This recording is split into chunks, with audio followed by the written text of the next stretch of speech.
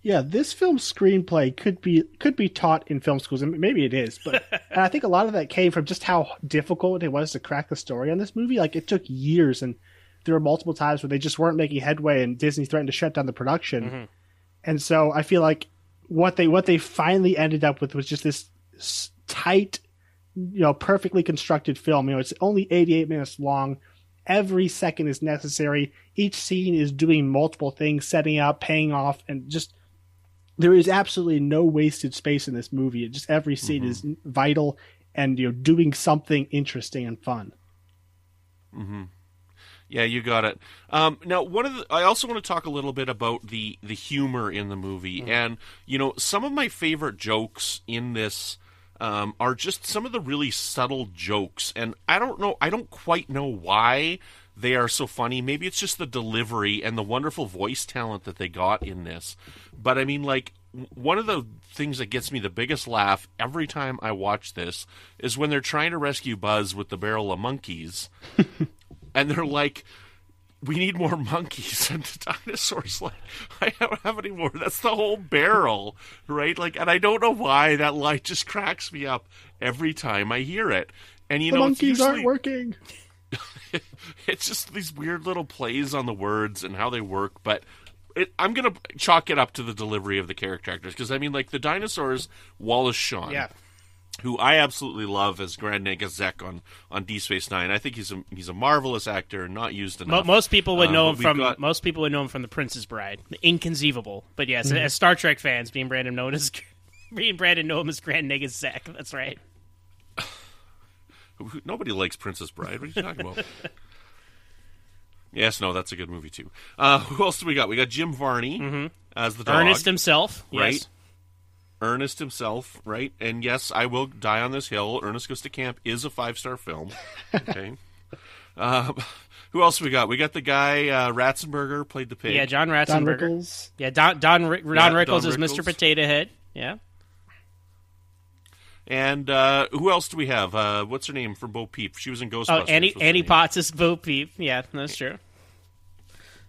So it's a great cast of characters, and the voices interject a lot of personality, but also the animation and the lines of dialogue, like you were saying, Brandon. Those little jokes, like when Rex is introducing himself to Buzz Lightyear, he's like, "Oh, I'm from Mattel." Well, actually, I'm from a subsidiary of Mattel, and they bought my company. Not actually from Mattel. It's like that's why Pixar works, because like, it's humor for the kids, it's humor for the adults, it's a family film, it works on all levels, and like, that's just a ridiculous joke, but like, we all laugh at it because we understand what it's saying about like this toy industry, right? So what are y'all's favorite? Who's your favorite toy? Like, if you were Andy, Woody or Buzz for y'all? What about you, Gabe? Who would you pick? As a kid, I probably would have gone with Buzz. But as an adult, I'd probably go with Woody. Maybe it's just kind of the sentimental side, likes the more antique nature of the toy. Mm-hmm. It'd look cooler on a shelf, I think. You're more of a pull string guy, than a karate chop action guy. You don't need batteries. What about you, Brandon? I'd probably give that same answer as well. As a youth, I'd probably would have gone for the Buzz Lightyear toy, but now that I'm older, probably the Woody. Especially knowing what comes in the second one, right? Without giving any spoilers here for anybody that hasn't seen it, Zach. Yeah, truth be told, listeners, I have not seen any of the Toy Story sequels, so this is an interesting journey for me. I loved the first one when I was a kid, but the second one came out, I think, I was in high school, I just never saw it, and then third one came out years later. I was like, well, I never saw the second one, and now fourth one's coming out. So now that we're doing this podcast is a perfect reason for me to watch all the films. But I'm a Buzz guy. I would go Buzz all the way. Even though I'm from Texas, I'm not a cowboy. We do have NASA down here as well, so Buzz and Woody would both be home in Houston, Texas, just for the record. But I'd totally be a Buzz Lightyear guy. So, and then what about your supporting? What about the supporting toys? Like, who's your favorite supporting toy of this cast of characters we have here? I think I gotta go with Mr. Potato Head. I just love how nasty he is to everybody. You uncultured swine, or what are you looking at, you hockey puck? Just the delivery of his snarky insults is just so perfect. Don Rickles is just great. Also, he takes his lips off and kisses his own butt. Yeah, that too. I explained that joke to Aubrey today. I rewound it and showed it to her. I'm like, did you catch that? She's like, what are you talking about? So I showed that one to her today. What about you, Brandon? Who's your favorite sporting toy? Oh, probably Slinky Dog. I love Jim Varney. I love his voice. And so anything he does has always got a soft spot in my heart. But Dinosaur would definitely be... Rex would be a close second place. Yeah, I'm probably good with Rex myself. But loving dinosaur toys, and that's one of my early toys memories with dinosaurs. But then Wallace Shaw and the whole performance where he's, he's not the rough T-Rex you would assume. He's, a shy, insecure, he's got issues, as a T-Rex. It's a funny reversal of what you would expect from a Tyrannosaurus toy. So. Mm-hmm. Excellent. Well, this is interesting. I don't know, where else should we go from this? This is the first time we've decided to talk about a kids movie. Right, well, so we don't quite have as much depth as we did in the Godfather trilogy, talking about these crazy plots and whatnot. So I'm kind of not sure where to go next. Gabe, did you have one thing I wanted to talk about was how this film is almost an adult drama masquerading as a family film. If you think about the conflicts and the struggles of the characters, they're very adult problems. It's about the older generation feeling obsolete and existential crisis. These are things kids don't really face. And I think that brought about a dawn of, far more sophisticated storytelling in animated films. And, this is not a criticism of what Disney was doing, pre mid-90s, but those films their animated films they're very simple, usually based on classic fairy tales, very broad tropes. The characters usually aren't that complex, but going forward with what Pixar was doing, they made movies that respected adults as well, where an adult could come in and be faced with real serious drama, and the kids can come in and have they have the fun, the jokes, the colors, the animation, all that to keep the kids happy. But I feel like almost all the Pixar films are movies that get better as you grow up and get older, and you realize just all the depth that is put into them. And I think that's something that started right here with Toy Story, where they made a movie about ultimately adult problems and the kinds of emotional struggles that adults could connect to, while not pushing the kids away. They embrace the kids as well, but ultimately, this is a real drama, I think. Mm-hmm. That's an interesting look at the plot of this. Disney movies, they're kind of all over the place with the stories that they tell, right? And I've got so many Disney movies that I would consider a favorite in various ways. I love Fantasia for the art. Mm-hmm. One of my favorites is probably Sleeping Beauty because of the style that they chose, the style of paintings that they chose to use for the background. Mm-hmm. Alice in Wonderland's probably my favorite to watch. But if I had to say a Disney movie that I think would be the best, to me it's always going to be Beauty and the Beast, because I think that's such a masterpiece production. But you're right in that this is kind of a story on a different level than all of those movies as well. And I like your take on that. I think that's really interesting. And you can see that's kind of worn off on Disney now with their recent films, ever since Disney kind of absorbed Pixar, and their recent, the last 5 or 6 films have also, I think, kind of been operating on that level dramatically. See, I'm not as familiar with the newer stuff. When I was a teenager, I was really into Disney, and I was buying all the Disney movies as they were coming out on VHS. And, my claim to fame it's not claim to fame, whatever. It's just, for me, the coolest ones that I actually had both Lady and the Tramp and Sleeping Beauty on VHS in widescreen, because they released a limited run of the two of those. Before they went back in the vault. Yeah, before they went in the vault. But they were in widescreen, which is really cool.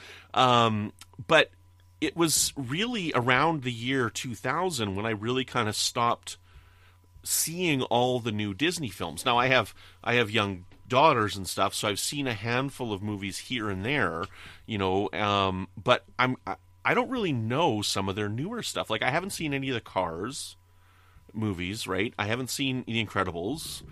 As far as the Pixar films go, I haven't seen Monsters, Inc. I haven't seen, what was the one with the android robot, the space one? WALL-E? You haven't Wall-E. seen I've Wall-E? Wall-E. Oh my god, Wall-E is a masterpiece. Wall-E, I know. Wall-E will get you in the feels, man.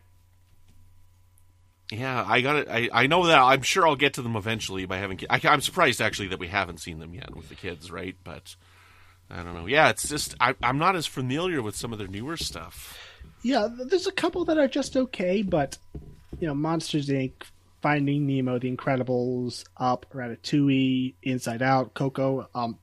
They're all films that I think are just as like on Toy Story level, or even better. Mm-hmm. Yeah, Coco is pretty amazing. I cried watching Coco. I'm not afraid to admit it. So. Oh, absolutely. Well, yeah, and it all kind of started here, and do you guys prefer 3D animation or 2D animation? Like I like what they both offer, and the Princess and the Frog was like the last big 2D animation that Disney came out with, and that was like 10 or 11 years ago, I think, as of this recording, and. I wish there was more of a balance still between them. I mean, I understand why we've shifted all to 3D CGI, but there's something classic about that 2D animation that I feel like is that we just don't get anymore. Mm-hmm. Yeah, each has its own beauties. For me, having grown up with CGI, I don't have any problem with it. I don't have a nostalgic connection to 2D. Mm-hmm. I think that there's a level of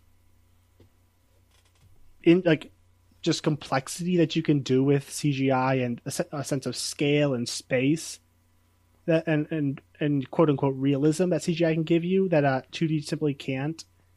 I always like having grown up with CGI films going back to 2D. I always feel they feel kind of limited and constrained by the technology, whereas CGI can go anywhere. That's not always a good thing, especially in the hands of people who don't know what they're doing, like Illumination Entertainment or something. But I feel like in the hands of a master, you can have like the How to Train Your Dragon films, which I think are some of the most gorgeous visually gorgeous films I've ever seen. So it really just depends, who it's as Brad Bird would say, it's all a tool. It depends who's using it. But personally, I prefer CGI. I think it just has more possibility to it. Well, do you guys think Toy Story would be as successful if it were in 2D? I mean, like the story itself would be the same. Like, just imagine all the same voices, all the same aesthetics, but in 2D animation, do you guys feel that it would be any less of a movie if it was in traditional animation as opposed to CGI? I don't know that it would have been as much of a success, just because I think the wow factor of the first feature-length animated film probably pushed it a bit and just got it out there. Then the actual quality took over. Mm-hmm. So if it was just like this tiny little studio making another 2D animated film, I don't even know if we'd be talking about it now. See, that's a really interesting question, a tough one to answer. I do believe that the CG aspect did play a big part in success because it was a new technology that was being brought to cinemas. Now, I think that the movie would have been just as good had it been 2D, but I bet you're probably right in that it was the CG that definitely catapulted it to the next level because, I mean, we were really in the really big peak of Disney at this time. Like, Little Mermaid was the movie that brought Disney back on the map. Right. Disney was kind of in this weak period in the early 80s, right, where they were doing movies and they were churning them out, but they weren't really successful hits. And I can't remember quite their names. Alan Menken. Alan I Menken. believe is the Howard Ashman? Alan Menken, thank you. And his team, like with the songs that they brought to Little Mermaid, really catapulted that film and really brought Disney back on the map. And after Little Mermaid was Aladdin, and after that was Beauty and the Beast. Beauty and the Beast was first, and then Aladdin, and then Lion King. Incorrect. No. Beauty and the Beast was before Aladdin. Incorrect. Am I wrong? Am I wrong about that? No, you are wrong. I'm pretty sure you're right. Beauty and the Beast is after Aladdin. It was 92, no. and it was nominated for Best Picture. I will say on the air right now that I think it was Little Mermaid, and then it was The Rescuers Down Under, and then it was Beauty and the Beast, and then it was Aladdin, and then it was Lion King, and then Pocahontas, and then Hercules, and then Hunchback of Notre Dame, then Mulan, then Tarzan. Okay, we got to look this up. We can't let this go. We got to solve this on air. I am 99% certain. that Beauty and the Beast was before, or was after. Oh no, you're right, Brandon.